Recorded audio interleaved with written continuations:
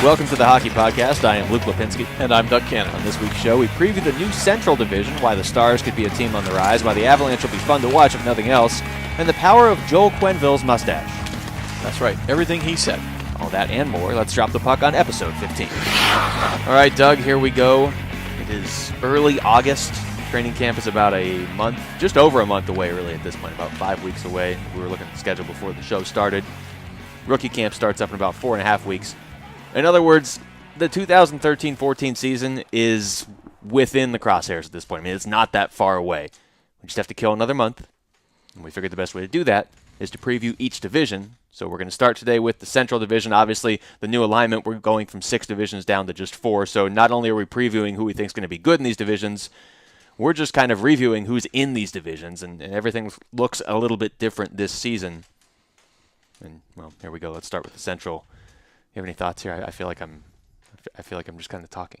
Well, you are talking, and okay. and it's like it's hard to get over this summer hump because there's no hockey to watch really, other than repeats. But at least we have the luxury to talk about hockey. So be honest, you've watched some reruns. Oh, I've watched a lot of reruns. Sorry, I found myself watching Russia against the WHL the other day, and I was like, it might be time for. Not for me to make some changes, but for the NHL season to start. Yeah, let's get it going. I'm not going to reevaluate my life. I'm just going to watch more hockey. So it's up to them to put new hockey in front of me. Let's start with the defending Stanley Cup champs. I mentioned this on the show a few weeks ago when we were talking about just how the new divisions are set up and how they've kind of broken down and when they put out the new names. Chicago, of course, has to be the favorite in the Central Division. They're coming off just a remarkable season. It was a shortened season, so we're going to see this year how that affects them and maybe how much that affected them last year. If Chicago comes out this year and they are just a good team but not a great team, then maybe there's something to the fact that they were better at sprinting than some of these teams are. They were able to make it through 48 games, but also they didn't have to go through a 105-game grind to win the Stanley Cup last year. So what's your burning question for these guys? Well, with Chicago, I mean, what makes them good is their forwards. And they've got solid defense. This is a team that has great forwards, some really great defensemen. They know how to fill in role players around them. There's 2 ways you can go with this big question for the Blackhawks. I think I know which way you're going to go. So I'm going to focus on the fact that they routinely have a guy that steps in from the minors, from the AHL, that's kind of been developing down there. Last year we saw it with Brandon Saad. He stepped in, and he was a contributor all season. I want to know if they're going to have another guy step in this season into that role, or maybe a couple guys. And they have a few different players that it could be. So, I mean, you got Jeremy Morin, Ben Smith, Jimmy Hayes, Brandon Peary are 4 of the main guys that have been playing at the AHL level, and that's the way Chicago does it. They have their guys play there, and then they get a couple games at the NHL level so they're not completely blindsided when they step in. That's worked for them in the past, and if that works again, they're going to be that much tougher. Yeah, I don't disagree with that, but my question, I'm just going to throw it out as one word, goaltending. Yeah, let's see, and that is probably the bigger question. The only thing that really, I mean, talent-wise, this team is loaded. They have strong defense. They have a great coach.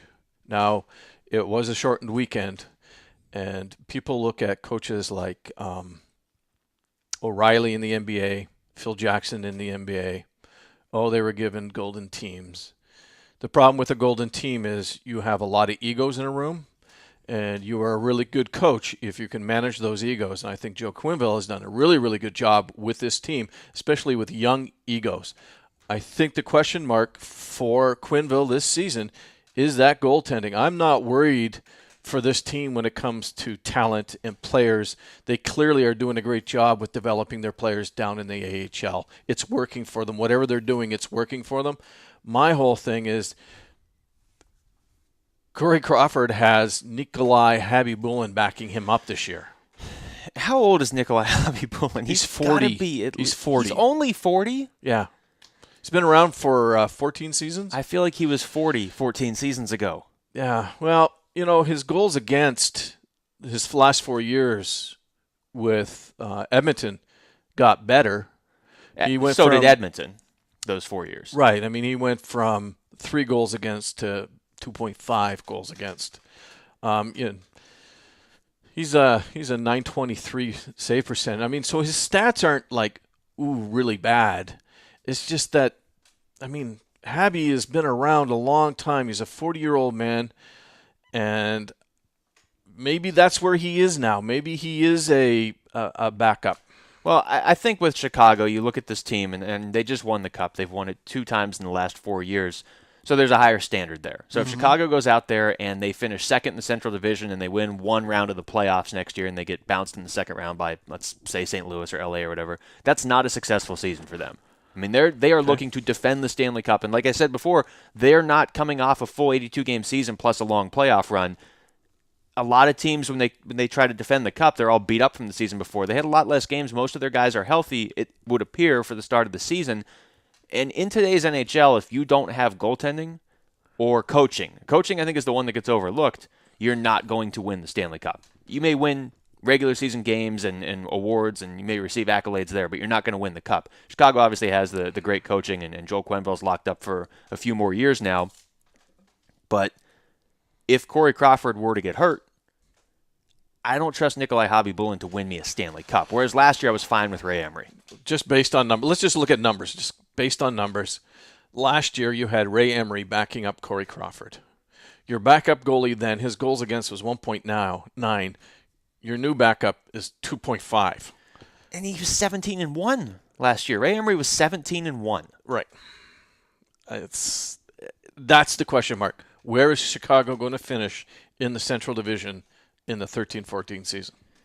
Well, I mean, I still think they win it. I think that they have. And this is not a knock on the other teams in this division, but just collectively, I think this is clearly the easiest division for the top team. I think we're going to go through the other divisions in the upcoming weeks, and we're going to say the Pacific is wide open. We're going to say the Atlantic is fairly wide open. The Metro, maybe you lean towards Pittsburgh, but that's wide open. The Rangers, there's a bunch of teams. But in the Central, Central's pretty easy to pick. It's a shock if Chicago doesn't win it. Right, I agree. Running away with it. So alphabetically, let's just go down the list. That brings up Colorado.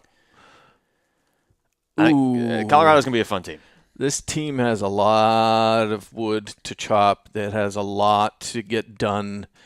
They finished 29th in the league last year. So they will be improved. Dead last in the conference. So they got nowhere to go but up. Well, and they were fortunate in that they finished 29th, but the lottery helped them move from the second pick to the first pick. Right. Which they used on Nathan McKinnon. Patrick Waugh is their coach now. Okay, so now my question for this team going into the season is, again, another one-word question: coaching. Like we just said, I mean, you have to have coaching and goaltending in this league today. Players aside, roster aside, there's like some good young talent on this team that didn't perform well last year. But my whole thing is, we've seen famous rock star players become bench bosses, and it doesn't go anywhere. Now, he had a solid career with the Quebec Ramparts of the QJMHL. So he has at least coached before. He has coached before stepping on an NHL bench. So he got that under his belt. He had a .676 win percentage. Yeah, he was in successful. The Q. Yeah. He was very successful. But does the famous player syndrome get in the way of him finding success with these players? Now, he's coming from the juniors, and he's dealing with young men that are hungry to make the NHL. Now he's dealing with young men and some veterans that are in the NHL making millions of dollars, and that goes back to what I said about when you got a room and you got a bunch of egos, putting X's and O's on a whiteboard is one thing, but can I manage those individuals going into an 82-game season? Yeah, I mean, this is like, for the American listeners who are maybe just getting into hockey or don't follow juniors, let's put it that way. It's basically like being a high-profile college football coach jumping to the NFL. Correct. And those are different games. I like what you say about Patrick Waugh and the fact that not only is he a former player, but he's one of the most well-known former players. Right. You look around the league, and there's a lot of former players that are coaches, and you don't necessarily realize it because you don't remember them as players. You just don't. They weren't necessarily great players, but that's what made them great coaches because they knew what it took to get the absolute most from themselves, and now they're pushing it on their players.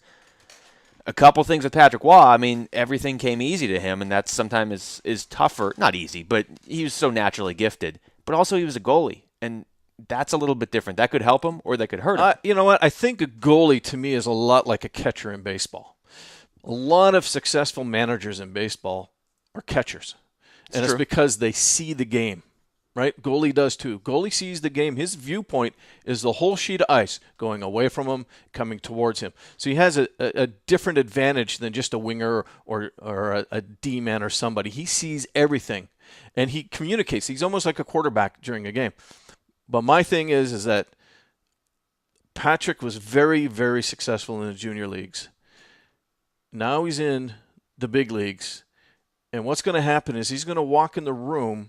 He's going to get instant respect because of who he is and what he's done as a professional hockey player. For that franchise, too, which I think helps him. And for that franchise. Now, here's the problem. You win instant respect. What happens when you make your first blunder or mistake and you lose it? Yeah. How do you deal with that adversity? That's going – I mean, it's all speculation. We're just talking here, but it's going to be tough. And finishing dead last in the conference last year, yeah, that's a big hill to climb. Well, I think the expectations just have to be realistic for Colorado. I don't think an Avalanche fan is sitting there looking at this roster and saying, all right, this is our year to win the Cup. Because if they are, then they're going to be very disappointed. Yeah. But Patrick Waugh just came from an environment where he was coaching a lot of young up-and-coming players. This is the NHL. There is a difference, but this is a team full of young up-and-coming players. I mean, Matt Duchene is probably the best player on this team, maybe Gabriel Landeskog, but they're both young players. Landeskog's still in his entry-level deal, and Duchene just finally signed his big deal. We're talking players in their early 20s. I mean, some guys in their mid, some guys in their late. I mean, it's obviously it is an NHL team, but the key players on this roster are young guys. Yeah, Duchene, Stastny. McKinnon. Yes, McKinnon. Who's going to play this year. So, you have a lot of youth on this team. So this leads into my question, and I think the obvious question, aside from coaching, is what sort of impact can we expect from Nathan McKinnon right away, because he's going to play. It sounds like he's going to be on the third line. But my personal question is what happens in goal. The Avalanche have brought in Francois Allaire to work with Semyon Varlamov. Varlamov was looking like he was going to have a promising career when he was in Washington. Then whatever happened there, the Capitals had so many young goalies, they were able to let him go to Colorado. He hasn't been great for Colorado. And for this team to develop, it's like what you're saying. They don't need to make the playoffs this year. They don't need to go deep in the playoffs, obviously. They just need to make some progress this year. Everybody will then buy into what Patrick Waugh is preaching. Mm-hmm. They'll probably have another decent pick next year. I would assume they'll spend it on defense. But you do need to win games, too. And if this offense is going out there and scoring 3, 4, 5 goals some nights and losing, that's not going to work. Okay, but you've got Francois Allaire. Okay. A lot of respect for that man. He's very good at what he does. You have Patrick Waugh. Yeah, if Varlamov doesn't succeed, he's out. Right? And then you have the backup. Yeah, Giguère's basically like Mr. a coach. Giguère, right? Yeah. He's like another coach. I mean, the veteran experience that he can help Varlamov with is – so I think the cards are lined up to really make that work or break. If I'm looking at it right, I'm going, got a good young Russian goalie here. He's got a solid veteran backup, and he's got a hell of a goaltending coach. His head coach knows the position extremely well. I mean, if Varlamov doesn't succeed, there's something wrong. Well, and this is the last year of his contract, too. I mean, he's a restricted free agent next year. So if he doesn't succeed this year, and I'm sure there's different views on what defines success for him this year, but he's got to show some improvement. And he's got to show like he's trending in the right direction. He's still a young guy as well, especially for a goalie. So if he starts to get better and he's in the best possible situation to improve, because of the 3 reasons you just pointed out, then he's the goalie of the future. If not, they're probably going to have to look for somebody else next year. Where do you see Colorado? I mean, I still have Colorado near the bottom of this division, but I do think they're moving up, and not just from 29th to 28th. I think that this is what I think of Colorado. They're going to be a team that if I'm home, and I'll obviously have the NHL package, if they're on, I'm going to watch them because they're going to be fun to watch. Yeah. I have them sitting at 6. I do too. That's just... This is great. Are we really going to agree on every team? I hope not, but I see them at 6. I think they have a lot of hurdles. They have a long way to go. Guys that didn't perform We're going to have a lot of pressure on them, so hopefully they can deal with the pressure. So let's go in the Central Time Zone and move on down to the big state of Texas and the Dallas Stars. Okay, so Dallas has spent the last, their entire run in the Pacific Division. Mm-hmm. Now here they are. They got a lot of changes. I mean, this team, everything about this team has changed. The GM has changed. The coach has changed. Okay, so before you rattle things off. I was really getting going. I know too. you were. I know you were. I'm so off. good at interrupting you. It's a skill. So, All right. we'll let the listeners know that before we started today, we told each other, let's come up with one big question regarding each team All right. that we feel is going to impact the team. Okay? So when it comes to Dallas, what's your big question looming over this team? Well, I was kind of rolling towards that point. The new GM is Jim Nill. Okay, so you know what? The reason I interrupted you is because You just interrupted me to tell me why you interrupted me. But that's the beauty of it. Okay. This is like Inception. But interruption within an interruption. The whole thing of where I'm going convolutedly is, that's another word. Again, another one-word question, and I think we're both on the same page, newness. Okay. So go back on your roll. All right. This is my role. New GM, new coach, new uniform, new division, a lot of new players. New numbers. New numbers. It's true. New font on the back of the jersey. No. Players are changing their numbers too. Okay. So That another little could be a tidbit. game changer. New owner. Now, I know he's been in place for a couple of seasons, but since he's taken over, it's been nothing but changes. Well, yeah, that's my thing with them. Jim Nill is now there from Detroit. He was basically Ken Holland's right-hand man. He is now running the show in Dallas.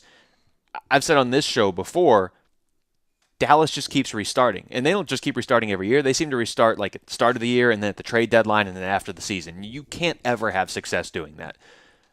I think with Nill there, I mean, he's clearly not going anywhere for a while. He's got Lindy Ruffin there to coach. They made some big trades. They get Tyler Seguin in the offseason from Boston. They add some other players, and we'll get into that more. He's now running the show. If they can finally commit to something, even if they don't make the playoffs this year, if they can stick with their plan into next season and the year beyond, I think they're going to be in good shape. And my question for them is he's going to turn this essentially into Detroit South. We've seen this in other sports. We've seen a little bit in hockey as well. But you see in other sports like Pittsburgh Steelers, Arizona Cardinals, just because we're here in Arizona, it's a good example. The Cardinals have so many ties to the Steelers, they are almost like the West Coast version of the Pittsburgh Steelers. If he does that with the Red Wings in Dallas, that's a great franchise to model your team after. I don't have the stats in front of me or the numbers in front of me, but there are a couple of Red Wings still on free agents not signed. Daniel Cleary. Danny Cleary is the first one that comes to mind. I think with Jim Nill, and especially with him appointing Lindy Ruff as the new head coach, I think what you're going to see is you're going to see more of a – because, I mean, Jim Nill comes from a very historic winning franchise. And I think he's going to instill a lot of that old school mentality. And I don't want to use the term old school. I don't know why I just did, but It's a good movie. it's you're going to see a more traditional way of approaching the game. You got a young owner, and you need somebody that has that history like Jim Nill. And even, we talked about Lindy Ruff on the show before, and looking at it now, maybe that's what you need. Maybe you need a long-term, instead of a fresh new coach, maybe you need a guy that's been around the league. For Dallas, yes. For Dallas. They tried the new coach, and it didn't work for them. And I kind of made a little bit of fun of it when, I was like, why not give a new guy a chance? But, looking at their situation and looking at their roster, it makes sense. Well, Dallas is in this. They are like somebody that has just gotten out of like 3 or 4 bad relationships in a hurry. Mm-hmm. They made a mistake because they let Dave Tippett go 4 years ago.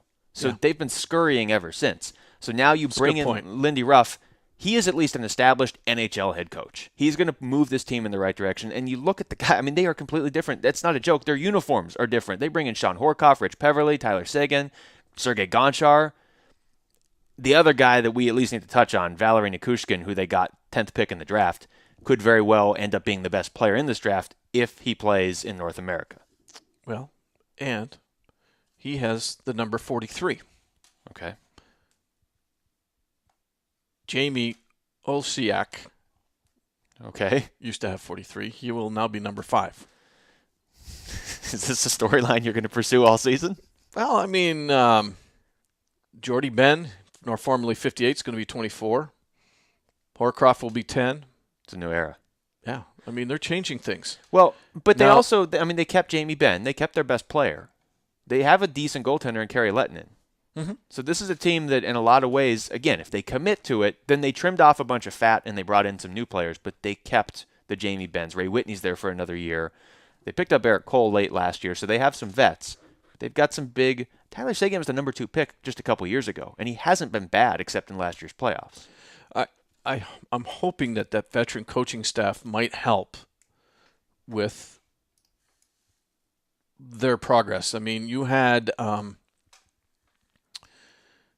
team that finished 20th in the league and 11th in the conference. So, again, a lot like Colorado, they have a lot of work ahead of them. It's not going to be turned around. So, They've been in the playoffs Dallas for 5 fans, years. be patient. It's not going to happen overnight. It's just not. But this could be a team. This could be a playoff team this year. I think they can push it.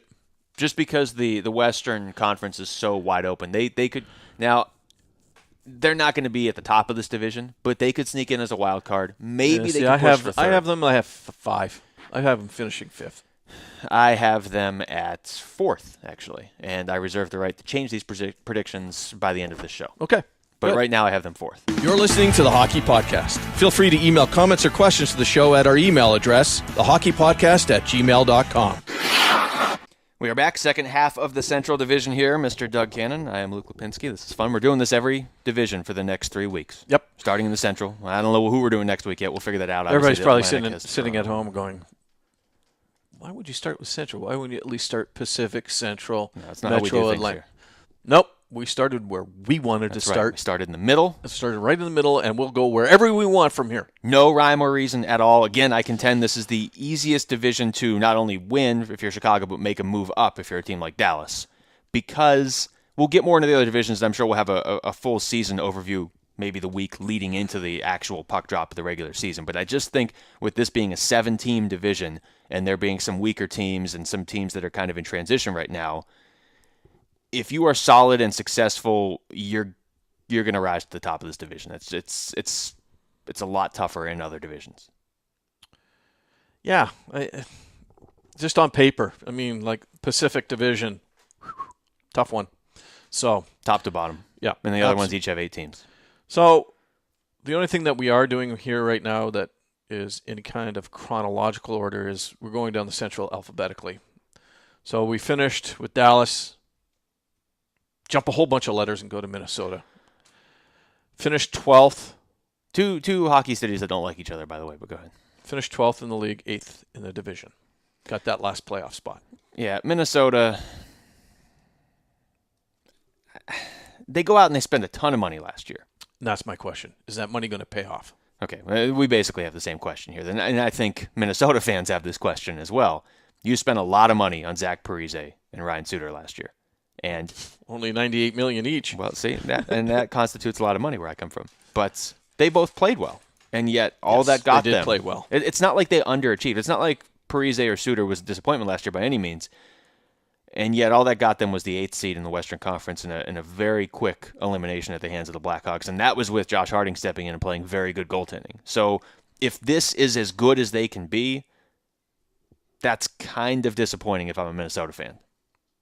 Yeah. But they really haven't made any improvements either. Like, they haven't added. They don't have any money.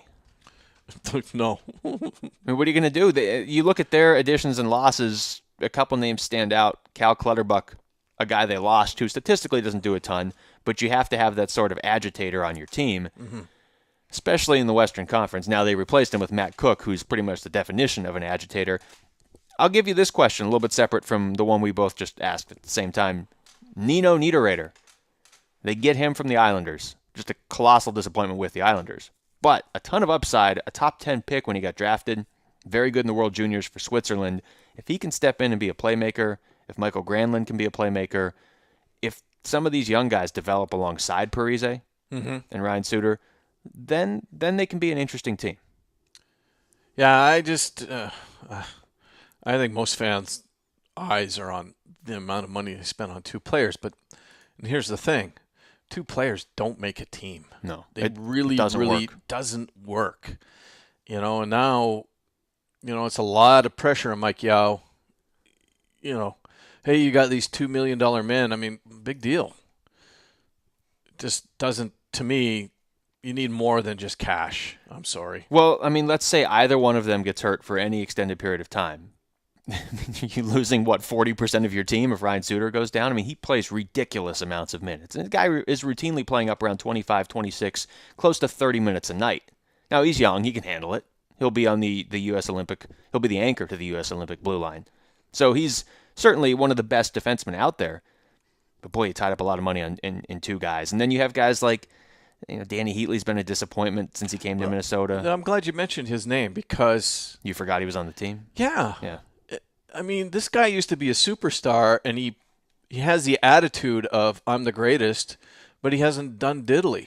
Well, he's disappeared. I mean, he was really solid for Ottawa, Atlanta, scoring goals, but in Minnesota, he's not. I know some of that's just the way Minnesota plays, but they could use some offense. And so if he can't jump in and provide it, they need Jason Pominville to provide it. They're going to need more offense at some point. Oh, I don't disagree. So where do we have Minnesota? Well, I have them fifth, and this is my reasoning. I have them behind Dallas because I think Dallas is moving in the right direction, and they don't have a ton of pressure this year, whereas Minnesota moved in the right direction last year, but they do have a ton of pressure. And I don't know how much better they're going to be this year. Yeah, I had them at 4. Okay, so we just have those two flip-flopped. Only because they did make the playoffs last year, and I really like Mike Yao as a coach. And so I think if anybody can get something out of these guys, it's going to be him. He's got 82 games to do it in. They're going to be right there. I mean, their games are going to be close. There. So I got him at 4. That's where I got him right now. All right, well, on to Nashville then. Okay. Predators, I liked what they were able to do this offseason. This is a team that always makes the playoffs. They didn't make it last year, but they recognized they weren't making it. They went out and got Philip Forsberg, who... 2 years ago was a potential top 3, top 4 pick. There was talk that he could be right up there at the top of the draft when Nugent Hopkins went number 1. He fell to Washington. Washington traded him in Nashville for Martin Erat, so they add him. They get Seth Jones because Seth Jones falls to them at number 4 in the draft. And more than anything else, they have Barry Trotz. They have Shea Weber. They have Pekka Rinne. They have all the pieces in place. This is a team that always makes the playoffs, and in my opinion, they're better now. It's funny because you and I are saying the same thing, and I'm going to say it differently. My question for this team is what's going to go wrong? Because I think my question will answer that. Because you're right. You've got him. You've got a coach in Barry Trotz that's been there since day one with the franchise. He always looks kind of angry. Maybe he isn't, but he looks angry. You'd be surprised, though. They've only made the playoffs 50% of the time. Yeah, I meant recently. They've been making the playoffs a lot. Second round is as deepest as they went. Here's the thing that a stat that just jumped out to me. Their goals per game for this team is 2.27. Well, yeah. Their goals against per game is only 2.77. And this is what I like about Nashville. And it starts from the coach, is that they don't have the Patrick Kanes, the Taves. This is a good thing. But they win. They don't allow a lot of goals. They don't give up a lot of goals. They don't, and and it's not like they have to go score 12 goals to win. They play solid hockey. They play it with the horses they have. They might need 1 or 2 big superstars. They don't have them right now. But I think, Seth Jones is going to make a huge, I shouldn't say that. That's not fair to him. Seth Jones is going to be a good plus to this team. Down the line, he should be a huge difference. Yeah, you have Weber. I think that this team is solid top to bottom. You don't have Alex Radulov, so that's good. And I love the fact the organization has put a lot of faith in Trotz, and they haven't changed that constant. And his winning percentage aside, he's a really good coach. Players love him. I see Nashville. We haven't even gotten to my question yet. What if my question influences your prediction? Okay, go ahead. I hear what you're saying. They have a formula for success, and it works. Now, it's not success that wins them the Stanley Cup, but up until last year, it was moving them in the right direction. Correct. And they are, we'll get into this more as we go. there's a couple teams that I think were affected by the work stoppage last year more than others, and I think you could put Nashville in that group. So, I mean, they lost Patrick Hornquist for a while. He's one of their best weapons up in front of the net. Who's going to score, though, for this team in big game situations? I mean, you have Shea Weber. You have Roman Josi, who emerged last year. You've got great defense and arguably one of the top 3 or 4 goaltenders in the world. But at some point, to truly have success, somebody's got to score, don't they? But that's what I'm saying, is that this team doesn't rely on one guy. Or any guy. You look at their top 15 guys, that's where all the scoring is. It's spread out. Nobody has 20, but every guy has 15, 17, 16, 13, 12. The scoring is spread out amongst the team from first line to fourth line. They're not relying on 1 or 2 guys to score 50, 40 goals or 30 goals a season. They've got a formula. It's a team game. It's a team philosophy, and they score as a team. There's only a couple teams in this league that I would give the benefit of the doubt to that they could pull it off. Certainly in the Western Conference, the Coyotes of Phoenix and the Nashville Predators are 2 that have consistently won with just balanced scoring, not a superstar. Get to the Coyotes in the future, they added offense. I don't know that Nashville did. Go back up to I don't think they did either, but that's just not their philosophy. I mean, they're doing it with the workhorses. You look at Minnesota, the 2 guys that they're paying gobs of money to scored. They did their job. 2 opposite teams. 2 very opposite teams. But those 2 guys didn't get them over the hump. Well, the fun game you can play with Nashville's forwards are you can just throw out names and you could say, is this a NHL player or an accountant? And then you can just see if people can figure it out. Let's try it. Taylor Beck. How do you feel? Nashville Predator or accountant? There's a bunch of them. But yeah, your point is well taken. This is a team that knows how to win. Statistically, right, they are better on the ice than they look on paper. And that's right. I have them in 3rd. Yeah, I'm comfortable with 3rd. Okay. Moving on. St. Louis. My question for them very quickly. Who is going to emerge as the goalie of the future? Now, they had so much success 2 years ago. Platooning. Yeah. And last year, a little bit. They had some injuries, whatnot. Jake Allen stepped up, the rookie last year, was pretty solid. He gets a 2-year deal, and the second year is a one-way deal. So he's going to be on this roster next season, 2014-15. Both Yaroslav Halak and Brian Elliott are going to be free agents at the end of this year. So whichever one of them steps up, I assume will be the starter in 2 years. Whichever one doesn't, it's probably gone. Yeah, my whole thing was how deep will they go in the playoffs. Last 2 seasons, they went second and then out in the first. I did not expect them to be out in the first this last playoff, even in a shortened season. They played L.A. They can't beat L.A. They have a good team. They really have a good team. I like the signing of Jay Baumeister. I've always liked him. He's going to give the blue line some help and probably free up Pietrangelo, who they need to get re-signed. Really, that should be the biggest question. He's a restricted free agent, and, right. And we just kind of glanced over that because I think the assumption is that he's going to get re-signed. He's going to make a ton of money.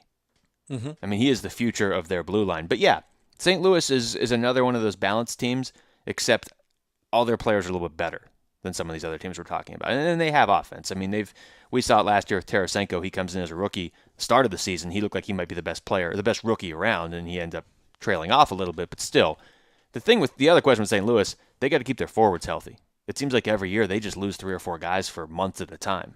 Yeah, they just have a bunch of great guys on this team. I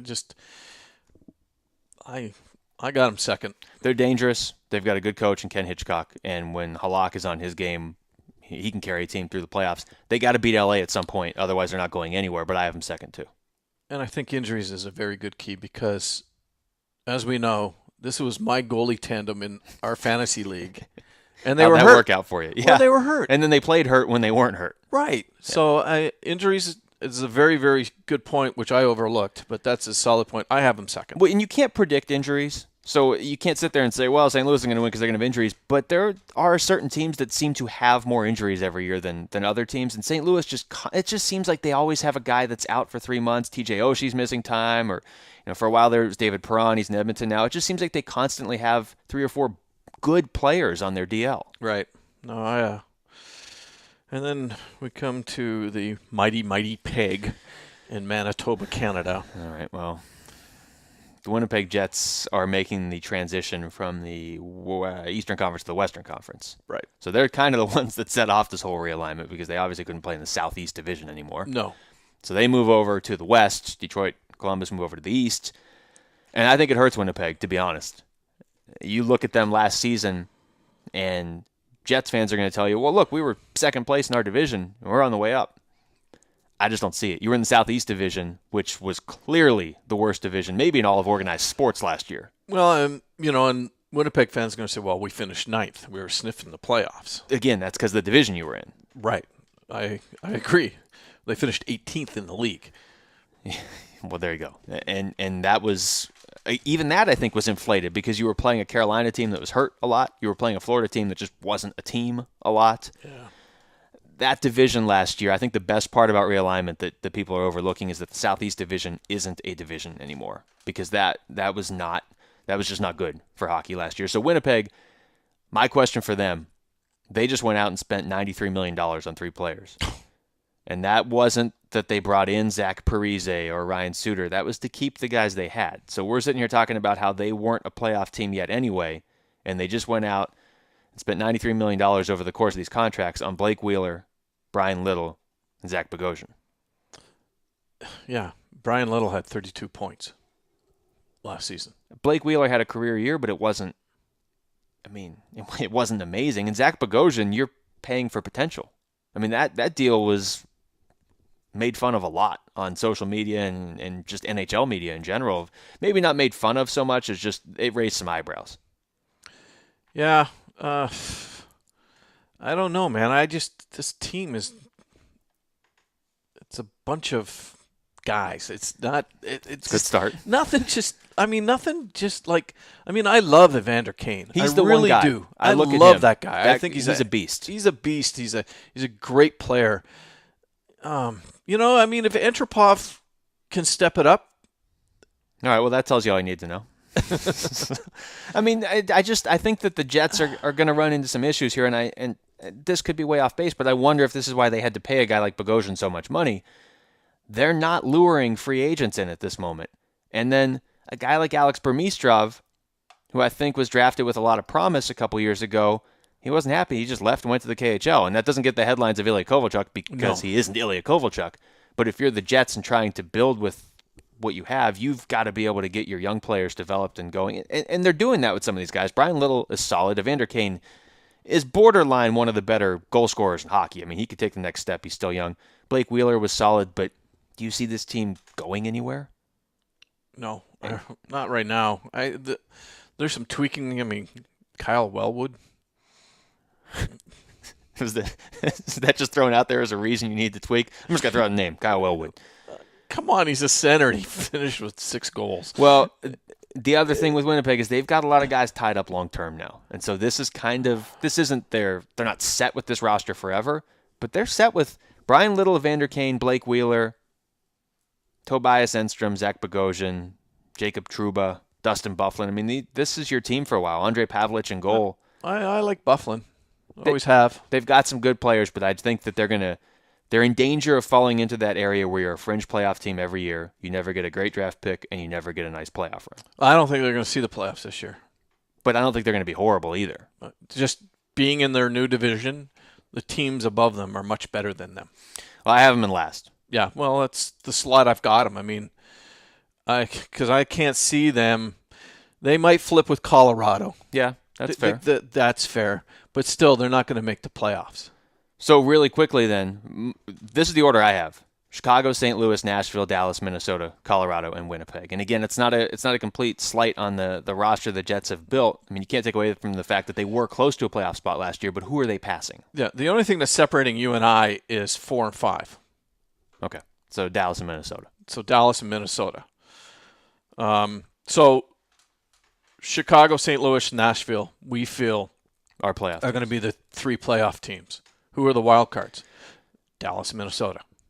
I mean, they're contenders. I think when we get to the Pacific, we're going to realize there's 5 or 6 teams that could make the playoffs, and one that I'm not even sure if they're in NHL. And under the new system, just to tease it a little bit, I think that the wild cards are going to come out of the Pacific rather than the Central. Dallas is going to find themselves competing with Pacific Division teams again for a playoff spot, which is ironic. Agree. But the last note on Winnipeg, this is a real thing. There's different hockey played in the Western Conference from the Eastern Conference.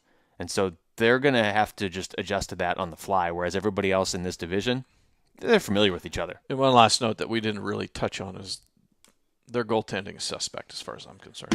You're tuned into the Hockey Podcast. Follow us on Twitter at Hockey Podcast for even more hockey news. Hashtag do it. Final segment, news and notes. Let's start with shockingly obvious news. Nicklas Lidstrom's jersey will be retired this season. Hashtag Lidstrom's number. I'm sorry. I forgot we were doing the hashtag. Nah, I didn't know that was coming in. No, we'll figure it out because it's not transition. nailed down. Okay. Kind of want to do so people understand what we're goofing around here about. I don't even understand. You're just pointing. News and notes, but it's more of like what's trending around the league. Well, Nicklas Lidstrom is definitely trending around the league. Absolutely. And I think this is probably this is a case of one of the most obvious jersey retirements ever, but I like Detroit isn't wasting any time. This could be a big year for the Red Wings switching over to the Eastern Conference, Winter Classic, and you retire Nicklas Lidstrom's jersey. It's a no-brainer. I mean, this is one of the best defensemen I've ever seen play hockey. Lots of marketing opportunities, if nothing else. But they could use it because they're building an $18 billion stadium in the city that needs... That's bankrupt. Yeah, pretty much. So we just filed for bankruptcy, and now we're going to build this big new arena. $600 million or whatever. Maybe it's $450. Either way, it's lots of millions. Yeah, but what the average person doesn't understand is that a lot of that money's raised through bonds. True. It's not like we're going to take money out of the bank, write a check, and give it to the construction firm. It's going to be through bonds, and that's how they'll raise the funds for the construction of the arena. And the Red Wings have done a ton for that city economically, too. Well, and I think the best part, too, is if I'm right, and I think I am, is that the arena is going to be down by Ford Field and by Comerica Park.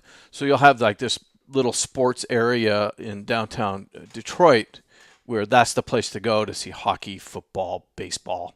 And that's where you can market Nicklas Lidstrom because he was certainly, at least as far as staying power, the best Red Wing over the last 15 years. I mean, they had some really good... Steve Yzerman was probably a better player, but Lidstrom, I mean, he's just there forever. He played his role. Yeah. I mean, he did his job.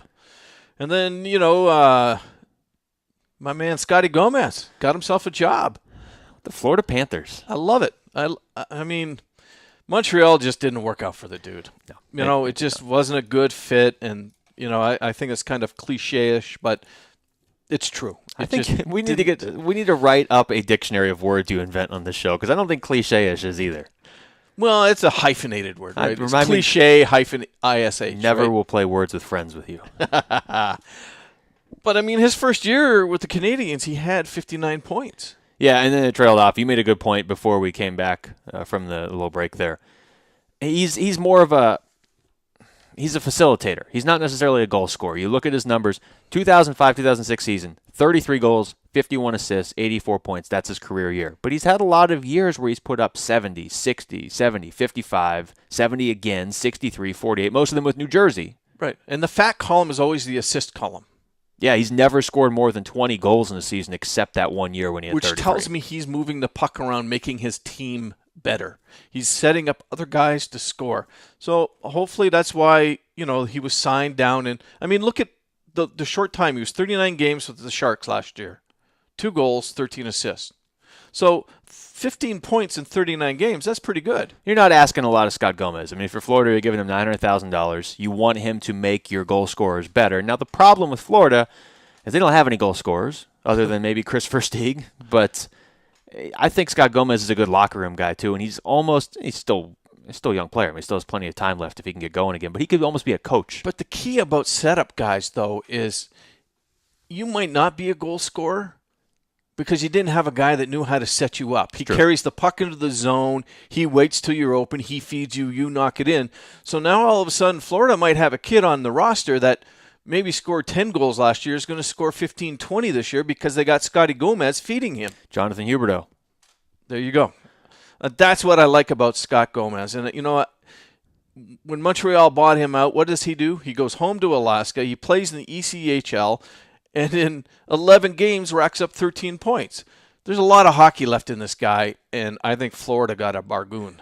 Well, and I think that's another word you've just invented, but I also think that it's a good point that you make as far as your average fan watches hockey and they're like, okay, that guy's a goal scorer, that guy's a passer. And that might even be advanced than just your average sports fan watching, but there are different kinds of goal scorers. There are the goal scorers that can carry the puck up the ice themselves, and they can go coast to coast, and they can weave through guys. It's tough to get a good shot off when you're the guy that has skated through everybody and dangled around two defensemen. A good goal scorer can be made a much better goal scorer if Scott Gomez or whoever is skating through those guys, drawing the defense, and then throwing you a pass, and you have a very nice shot, you beat the goalie. That's a different kind of goal scorer. And maybe Jonathan Huberdeau is that guy. Maybe Christopher Stieg is too. Maybe Alexander Barkov will be that guy. That's right. I forgot about Barkov. So Florida's in full rebuild mode. They signed Scott Gomez, but he can, like I said, he's almost like another bench coach. Absolutely. I mean, solid veteran, and I've always been a fan of Scott Gomez, and I think he can help Florida, and I think Florida, just for the price they paid, oh my goodness. Well, good deal. Let's transition to some of these other free agents that are still out there, because Florida's a good segue for one of them. Tim Thomas, to me, if he's going to end up on an NHL roster next year, I think Florida might make the most sense. Because you look at the way he's set up now, nobody's giving him money. Right. So I think he's going to be the sort of player that he's got to be invited to a camp. And if he's impressive in camp, if he looks like the Tim Thomas he was 2 years ago before he just up and quit for a year, if he looks like that goalie, then he's better than some of the starting goalies in this league. So the speculation heading into this offseason was, will it be Philadelphia? Will it be the Islanders? It could still be the Islanders, maybe. Maybe he goes to camp, he impresses. Maybe it's not even Islanders camp. Maybe he just goes to somebody's camp, he's impressive. The Islanders struggle out of the gate. They want to build on what they did last year. They bring him in. I don't know. Philadelphia, I don't think is bringing him in. But Florida, Jose Theodore isn't signed. So Scott Clemenson's your starter. I mean, Tim Thomas at the top of his game is better than Scott Clemenson. Or Rick DiPietro. Well, that's just me throwing Rick DiPietro around like that. Jacob Markstrom is the goalie of the future in Florida, but he could be the backup, or he could play in the AHL one more year. Tim Thomas doesn't have a ton of hockey left in him. Yeah, well, and then I'm still wondering where Timu's going to go. Well, I think he goes to Anaheim. I think he plays. I think he signs with Anaheim for one last year. I don't think I can imagine but I'm the NHL surprised it without hasn't him. happened yet. I can't picture the league without Teemu Selanne. Yeah, He's just always there. Dude, clock's ticking. The dude's 43 years old. But he's like one of those actors that's in every movie. He's like Samuel L. Jackson. Like, it's not a movie if Samuel L. Jackson's not just in the movie somewhere. Because he's in every movie. Teemu Selanne's always in the NHL. What's the British actor? Michael Caine. Yes. Yeah, he's another good example. Every movie ever made, Michael Caine's there. It's very true. You can't argue with that. I just wanted to look at a couple of guys. I mean, Hal Gill, I don't know why. I'm probably the only guy in the world that I'm a big fan of Hal Gill. If you started a team, you could sign Hal Gill. I'm wondering where he's going to end up. He's got a lot of hockey left in him. So, we joked about breaking down the Central Division, Antropov and Wellwood. They're free agents. They're not even signed, so they might not even be with Winnipeg at the start of the season. Another name for you. How about Ryan Whitney? I mean, Edmonton talks about how they need defense so much, and now, oddly enough, I don't think he's coming back because Edmonton has 9 defensemen signed for the upcoming season, so they can't sign him too. But just 2 years ago, it was kind of looked at as Ryan Whitney is going to be the future on the blue line until we maybe draft somebody else. You bring in Justin Schultz, all of a sudden Ryan Whitney's hurt a lot, and he's going somewhere else. Well, and maybe Peter Mueller will see an offer put in front of him now that Gomez is with Florida, because there's a guy that if you had somebody like Scotty Gomez feeding him, could score a lot of goals for you. Yeah, in the right situation. Peter's he's tough road, man. I mean, he had some injury problems in Colorado, and he'd be a nice, inexpensive pickup, if Florida re-signed him and he played alongside of Scotty Gomez. Well, I don't know if they're going to. And I think you might like Gomez more than I do, but I hear what you're saying, in that, especially a guy like Mueller, he's a guy that we have seen can score goals in bunches, but consistency is an issue. And that's when you need a guy that's feeding you the puck in good situations. And Gomez can do that. Right, and we both know that Peter can play. So yeah. There's a lot of free agents, man. There's a lot of guys that haven't been signed. So we'll just keep an eye on it, and we'll see who gets signed. But Scotty was the big one for me. I thought that was a deal for Florida. And we'll wrap things up looking at the Sochi Winter Olympics. Yeah, last week we looked at Canada and the U.S. The invitational rosters are out there, not the full, right? Not the set roster. Have not been set. But we looked at the U.S. and Canada last week. We'll look at probably one team each in the next couple of weeks, just some of the other powers. Russia is obviously a power, and it's in Russia. I still think, obviously I'm going to be watching for the U.S. because I'm from here, and it's nice to win when you're the U.S. because Canada expects to win and Russia expects to win. But Russia is an interesting storyline because it's there, because last time they were so unsuccessful in the Olympics. And this is a very proud hockey organization, and they've got some crazy offense up front. Yeah. Namely a nice young hockey player by the name of Nail Yakupov, who didn't really get his due this year. We both kind of agree that he didn't exist. I just don't know why. Why wasn't he at least a Calder finalist? He led all rookies in points. I don't know. I have no idea, but I think he's going to light it up. He's a real player, right? Yeah, like you absolutely. and I, because I didn't even hear him complain about it. Right. You and I are the only ones that seem to notice. But I think he's going to light it up. I think he's going to have a really good Olympic. Well, here's a couple reasons why he might have a good Olympics. He'll be, assuming he makes the team, he'll be on a team that also has Pavel Datsyuk, Ilya Kovalchuk, Evgeny Malkin, Alex Ovechkin. Those are the main names up front. And Tiki's been invited. Yeah, Victor nice. Tikhonov. Vladimir Tarasenko. And look, last time Russia made it clear they wanted some KHL representation on their team. They got a lot. They invited a lot this year. So it'll be interesting to see if it's a tiebreaker for them, if they have an NHL player and a KHL player that are right on the fringe. I think they're going to take the KHL guy. Because they're already going to be loaded with so many NHL guys. But I look at this roster and I see the defense could be a little shaky. Maybe goaltending, not bad, but when you're talking about the gold medal, I wonder if they have the defense or the goaltending to do it. Yeah, but you've got Bobrovsky, you got a Vezina winner there that's been invited. Nabokov, he's just solid. He's a consistent guy. I don't know much about Barulin and obviously based on that pronunciation. But I think if Bobrovsky plays the way he did last year for Columbus, then yeah, this team is a gold medal. They've invited 3 solid NHL players. Defensively, Sergei Gonchar is probably going to be your anchor. Slava Voinov is a very good up-and-comer from L.A. This is a very good team. With Russia, you always wonder if the pressure of being at home and now having to build on really one of the few times I can ever remember them not being great at the Olympics is going to get to them. Yeah, they're the home team, so they're going to have to do something.